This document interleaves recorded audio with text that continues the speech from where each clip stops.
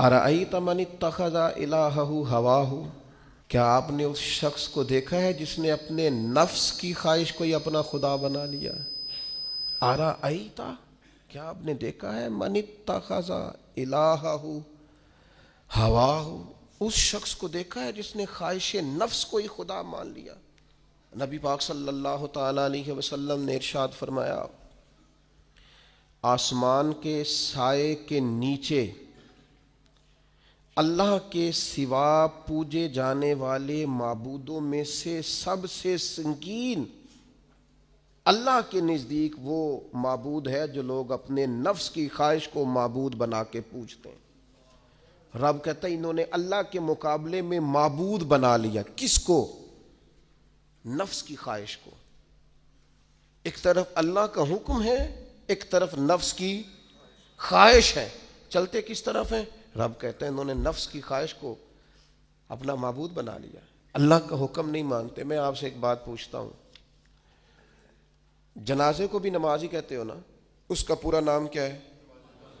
وہ بھی نماز ہے، اور فجر والی بھی نماز ہے۔ کتنا دوڑ رہا ہے بندہ، محلے کا ایک علاقے کا ایک بااثر آدمی انتقال کر گیا، دوڑ رہا ہے، چھٹی لی ہے، بھاگا آیا ہے، جلدی سے وضو کیا ہے، جنازہ پڑھنا ہے، لمبا چوڑا رش ہو گیا، صفیں گنی نہیں جا رہی، سر گنے نہیں جا رہے۔ یہ کس لیے آئے؟ کہتے ہیں نماز پڑھنے ہیں جنازے کی۔ اگر تو آئے ہو نماز پڑھنے تو فجر بھی نماز ہی ہے، ظہر بھی نماز ہے، عصر بھی نماز ہے، مغرب عشاء بھی۔ اگر تو نماز پڑھنے آئے ہو تو بتاؤ یہ والی چھٹی تم نے 5 نمازوں میں کیوں نہیں لی؟ اگر تو آئے ہو نماز پڑھنے تو پھر بتلاؤ یہ والا اہتمام فجر میں کیوں نہیں ہوا؟ یہ تم نماز پڑھنے نہیں آئے، یہ ہم اللہ کے حضور حاضری دینے نہیں آئے۔ یہ وہ جو سیاسی رکھ رکھاؤ ہے، یہ جو ذاتی یہ نفس کی عبادت ہے، یہ اللہ کی عبادت نہیں ہے، یہ خواہش نفس کی تکمیل ہے۔ یہ رب کی عبادت، یہ تو اپنے خواہش کے پیچھے دوڑے آئے ہو۔ مجھے بتلاؤ نا۔ وہ ایک شاعر تھے، انہوں نے بات تو بڑی غلط کی، لیکن چلو بعض اوقات نصیحت کے لیے کچھ باتوں کو دہرا دینا چاہیے۔ پاکستان کے ایک معروف شاعر تھے، ان سے کسی نے کہا کہ آپ مسلمان ہیں؟ کہنے لگا آدھا مسلمان ہوں آدھا کافر ہوں۔ اور کس طرح؟ کہنے لگا اسلام کے اندر خنزیر بھی حرام ہے اور شراب بھی حرام ہے، لیکن میں خنزیر نہیں کھاتا، شراب پی لیتا ہوں، معاذ اللہ ثم معاذ۔ کہنے لگا خنزیر سے مجھے نفرت ہے، شراب میں چھپ کے کہیں کونے میں جا کے پیتا ہوں، تو آدھا مسلمان ہوا نا۔ کہ اگر تو میں دین کا حکم سمجھ کے نفرت کروں تو پھر جتنی خنزیر سے کروں اتنی شراب سے بھی کروں۔ تو کسی نے اس پر تنقید کرنی چاہی تو اس نے کہا ٹھہر جا ذرا سن، جس طرح شراب حرام ہے، جس طرح جوا حرام ہے، جس طرح خنزیر حرام ہے، ملاوٹ بھی تو اسی طرح ہی حرام ہے، حرام مال بھی تو اسی طرح ہی حرام ہے۔ یہ کیسی تمہارے نفس کی خواہش ہے کہ خنزیر نہیں کھاتے؟ کہتے ہیں کہ کسی علاقے میں ایک آفیسر تھا، تو وہ سب حرام مال اکٹھا کرتا تھا، تو کوئی کسی کی ضرورت ہی نہیں تھی اس سے بات کرنے کی۔ تو ایک بوڑھی اماں تھی، وہ بڑی حق بات کہنے کا مزاج رکھتی تھی، تو ان کی مرغی مر گئی، تو اس کے گلے پہ چھری چلا کے نا تو اس آفیسر کے گھر دے آئیں دیسی مرغی۔ تو وہ شام کو شکریہ ادا کرنے آ گیا، کہنے لگا اماں کمال کر دیا، دیسی مرغی تو کوئی کسی کو دیتا ہی نہیں۔ کہنے لگے بیٹے نہیں، کمال والی بات نہیں، مر گئی تھی۔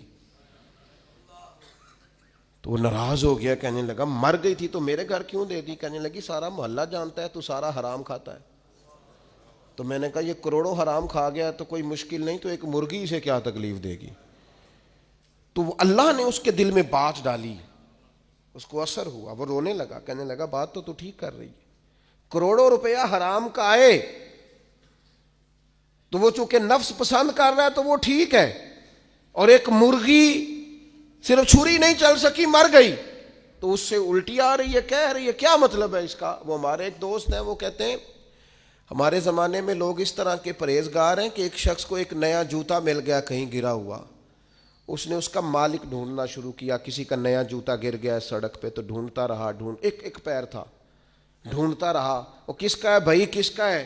تھوڑی دیر آگے جا کے اسے اس کا دوسرا پیر بھی مل گیا، پھر اس نے مالک ڈھونڈنا چھوڑ دیا۔ پہلے وہ نیک تھا، کیونکہ ایک جوتا تھا نا، پہن نہیں سکتا تھا۔ جیسے ہی اسے، اتنی تکلیف کی بات ہے امت مسلمہ میں، نفس کی خواہش کو خدا بنا لیا، جو تیری طبیعت میں آئے۔